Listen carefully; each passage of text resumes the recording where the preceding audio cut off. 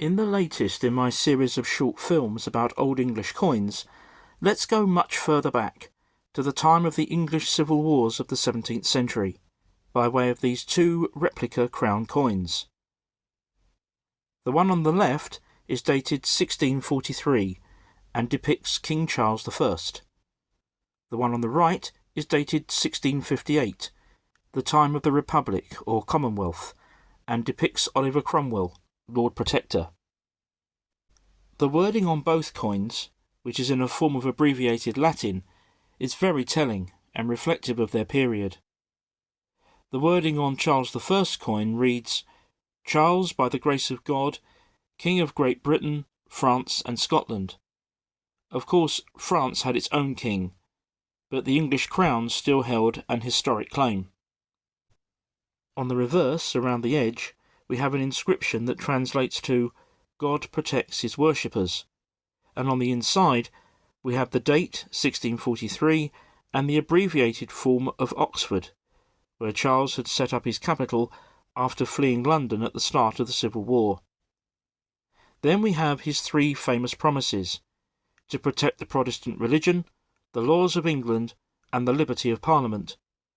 A somewhat spurious set of promises from a man who was married to a Catholic, had usurped the laws of England in order to raise illegal taxes, and had ruled without reference to any Parliament for over a decade.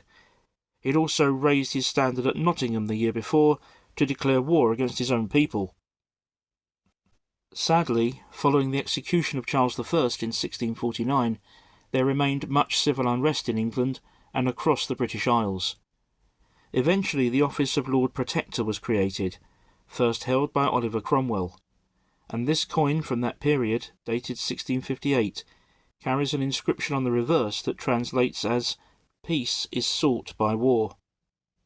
The obverse of the coin depicts Oliver Cromwell in Romanesque style, and the inscription around the outside reads, "Oliver, by the grace of God, Protector of England, Scotland and Ireland." It's worth noting that this is a fairly accurate image of Oliver Cromwell, right down to the famous wart just below his lower lip that you can just about see here. In fact, whilst once sitting for an official portrait, he famously told the artist, "I want you to paint me as I am, warts and all," and it's from this that we get the famous saying.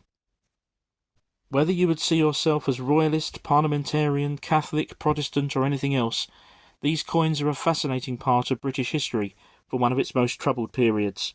Please subscribe for more.